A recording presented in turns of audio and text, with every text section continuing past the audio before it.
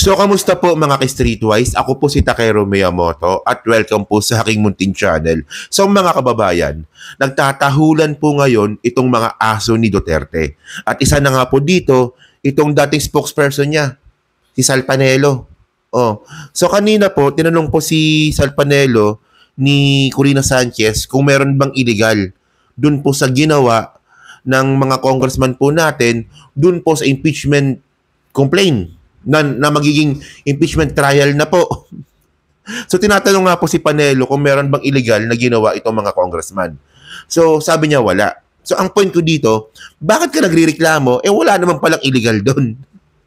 At syempre pag-usapan din po natin yung 7 dahilan kung bakit po natuloy itong impeachment complaint. Kung baga ano ba yung nakalagay doon sa impeachment complaint ni Sara. Okay.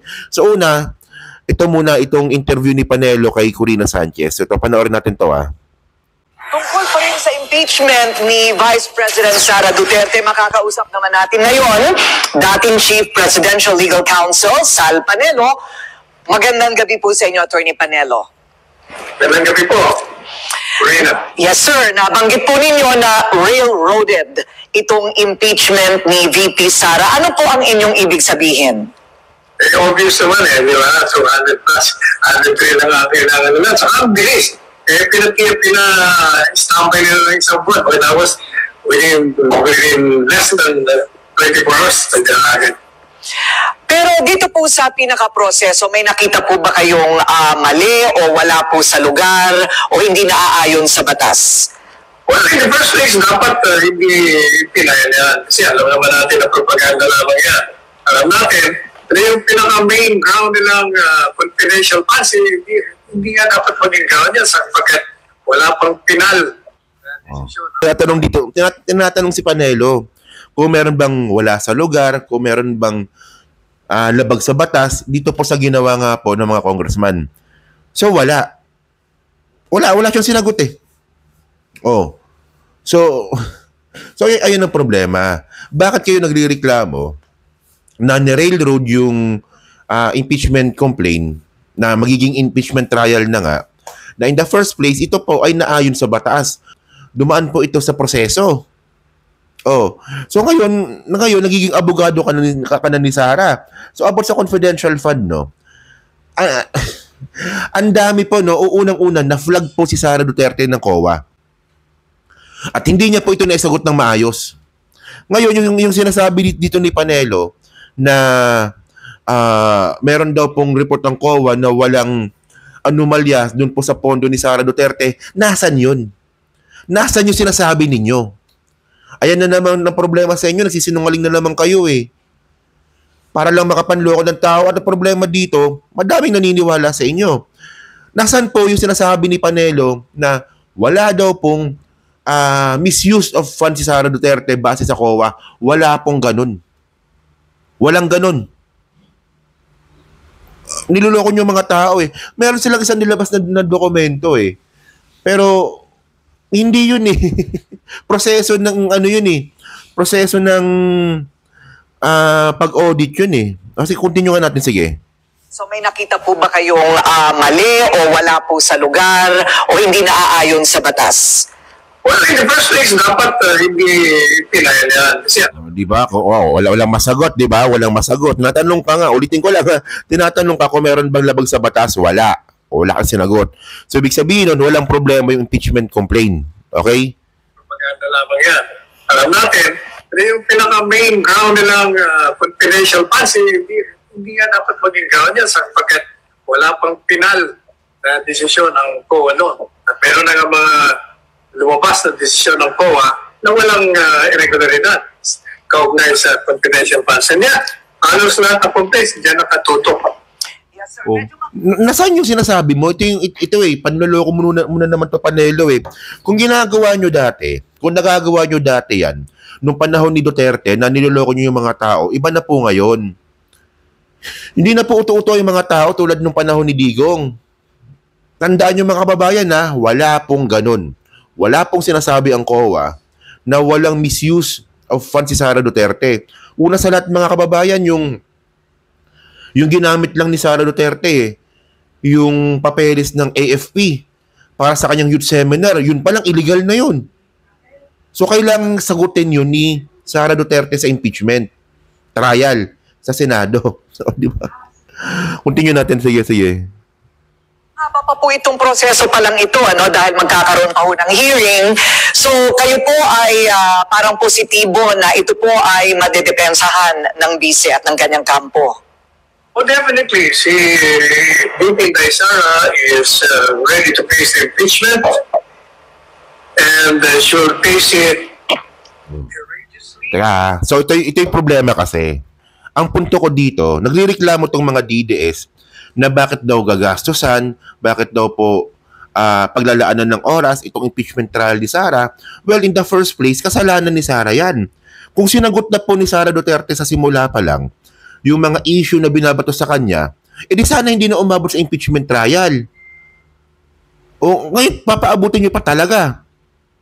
Kasi una, in the first place mga kababayan, kung talagang madaling sagutin or talagang walang anomalya si Sara Duterte regarding po sa mga pondo ng bayan, doon pa lang po sa Kongreso, masasagot niya na po kaagad yan at hindi na po aabot ito ng impeachment trial. And by the way mga kababayan, nung mga bandang last year, mga last quarter, alam na po ni Sara at binabanggit na po ni Sara na itong hearing na yan, they are preparing for the impeachment complaint.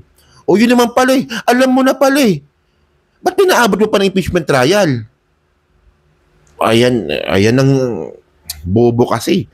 Hindi, honestly talaga, Actually, natatawa nga ako sa mga DDS tuwing pinagtatanggol nila si Sara, palagi nila sinasabi na si Sara matapang, si Sara, di ba, palaban, di ba? Si Sara may paninindigan, pero wala po akong makita na sinasabi ng mga DDS na si Sara Duterte matalino. So itong mga babae so ito po yung 7. Nakita ko to sa News 5 Nakakahingi po hindi ako makahingi ng ng copy ng complaint.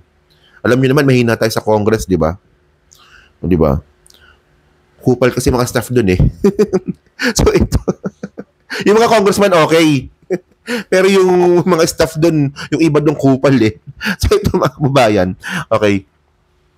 So ito, article of impeachment pala tawag doon. Okay, article of impeachment, di ba? Yung unang-una, contacting on assassin and plotting to murder or assassinate President Bongbong Marcos.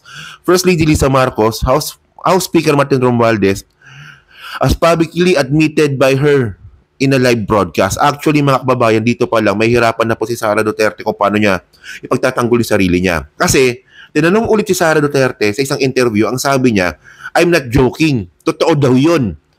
So ngayon, ang tanong dito, kapag nagkaroon po ng impeachment trial, paano patutunayan ni Sara Duterte na meron threat sa buhay niya? At ang threat sa buhay niya ay galing po kay Lisa Marcos, kay BBM, at kay Martin. Paano niya i-justify yun? Hindi pwedeng peke dito. Kapag napatunayang peke yan, impeach ka na kaagad dito. Mahirap makapagtanggol ng mga senador pag ganun ang nangyari.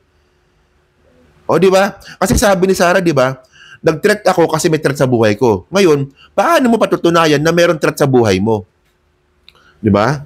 Doon pa lang hirap na siya dito O, yan kasi isip bata kasi. O, number 2, misuse and malversation of confidential fund appropriated to the Office of the Vice President and Department of Education. O, patay ka dito, isa pa to. Di ba? Paano mo mapapatunayan yung Mary Grace Piatos, yung Kokoy Villamin, at saka yung paborito niya na ni Nino Barsaga na Milky si Kuya? Paano niyo patutunayan yan? Well, kahit sabihin po ni Sara Duterte na ito po ay code name, dapat po may paper trail pa rin po yan. Tapos yung isa, talaga, betrayed the public trust talaga, culpable, yung sa bribery, committed in high crimes. Tapos yung isa, including distributing monetary gift to DepEd officials holding procurement-related functions. O, yari ka dito. Yung kay Gloria Mercado. Ito lang mga kababayan yung kay Gloria Mercado lang Di ba? Yung white envelope ba yun? Yung kay Gloria Mercado. Alam niyo sagot ni Sara Duterte dito? Di ba, nung si Gloria Mercado, nagsalita po dun sa committee ni Congressman Chua, ang sagot ni Sara Duterte doon, ang si Gloria Mercado, pangit yung imahe niyan. Hindi maganda ang trabaho niyan. 3 dekada na nagtrabaho, 4 na dekada na nagtrabaho sa DepEd. Sisiraan mo ng ganun. Ikaw, kararating mo lang. Kung hindi ka lang naging vice president, wala ka sa DepEd eh. Nakuha niyo yung point. Yung trabaho po ni Gloria Mercado, almost mahigit kumulang na 4 na dekada siya nagtatrabaho sa procurement ng DepEd. Nung dumating si Sara Duterte, nauso po yung envelope. Tapos ngayon, nung tinatanong si Sara Duterte, ang sagot ni Sara Duterte, si Gloria Mercado. Masama ugali niyan. May ginawang anomalya yan. 4 na dekada, yung serbisyo ng matanda doon, sisiraan mo. Dahil doon sa bribery na ginawa mo, ikaw kararating mo lang sa DepEd. Imbis na yung sagot ni Sara Duterte na, totoo ba o hindi, yung sobre. Hindi niya sinagot yun. O kung totoo yung sobre, para saan yung sobre? Hindi niya rin po sinagot yun. Ang sagot ni Sara Duterte, merong ginawang anomalya si Gloria Mercado. Ang layo, di ba? Ngayon, sa impeachment complaint or sa impeachment trial, hindi pwede yung ganung sagot. Hindi pwede yung ganung sagot. Hindi mo pwedeng ibalik yung pag-akusa doon sa tao. Nasagutin mo yung sobre. Kung totoo ba yun o hindi. O kung para saan ba yun o ito ba ay suhol. Yari ka dito kasi dalawang DepEd employee yung nagreklamo dyan sa bribery issue mo na yan. Tapos isa pa, pang-4. Amassing unexplained wealth and failing to disclose all her properties, putay salin. O tandaan nyo mga kababayan ha, meron tayong president. O meron tayong jurisprudence dito, no? About sa si Corona po, no? Si Corona ay na-impeach sa pamamagitan po ng salin. So, pwede nilang gamitin yon. From 2017 hanggang 2024, wala pong salin ng pinapakita ang mga Duterte. No. From 2018 to 2024, wala pong pinapakitang salin ang mga Duterte. Yari ka dito. In connection with her involvement in extrajudicial killings of the Davao Death Squad. Ito medyo mabigat na akusasyon ito. Well, sana mapatunayan, di ba? So yung isa pa, yung pang-6, such as refusing to attend SONA. Vice President ka, dapat, di ba? Suportado mo yung SONA. At yung sabi pa ni Sara Duterte, siya daw po ay designated survivor. Isip bata, di ba? Attending rallies urging President Bongbong Marcos to resign. Isa pa yan. Defending fugitive Pastor Apollo Kibuloy. Yung West Philippine Sea. Dapat kasama yun. Kasi pro-China tong babaitan na to. Sabi dito, yung pang-7 totality of the Vice President's conduct clearly display conduct constituting of betrayal of public trust culpable of violation. So yung mga pagmumura, di ba? Yung pagwawala. Hindi kasi si Digong kasi mga kababayan, meron pong pagkakaiba eh. Kasi pag dati po, pag si Duterte nagmura, natutuwa yung mga tao. For whatever reason, natutuwa ang mga tao eh. Pero nung si Sara Duterte po nagmura, ang pangit tingnan. So napaka-unbecoming po talaga nun bilang vice presidente, di ba? So yun mga kababayan, so kayo po noon pong masabi nyo nga po dito, kasi sinabi nga po ni Sal Panelo, at saka dito nga po sa mga article of impeachment nga po ni Sara Duterte. Okay? So kayo ba, agree ba kayo dito? Sa tingin nyo ba, kaya ba to nila Congressman Luistro na ipaglaban yung article of impeachment nito sa Senado para po may panalo po nila ito? Kasi kung matatalo po tayo sa Senado, magbabounce back po itong mga Duterte. Kaya sana, di ba, iboto po natin yung mga senador kasi mukhang sa 20th Congress pa ito madidiscuss na iboto natin yung mga senador na pro sa impeachment. Okay? So yun, no? So pa-comment na po sa baba at binabasa ko pong lahat yan. At syempre, yan din po sa Team Replay. Pa-like, pa-subscribe at kung hindi naman kalabisan, pa-share na rin po ng video po na to. So hanggang sa muli po, kita na lang ulit tayo sa susunod nating content. So thank you, salamat, and bye-bye.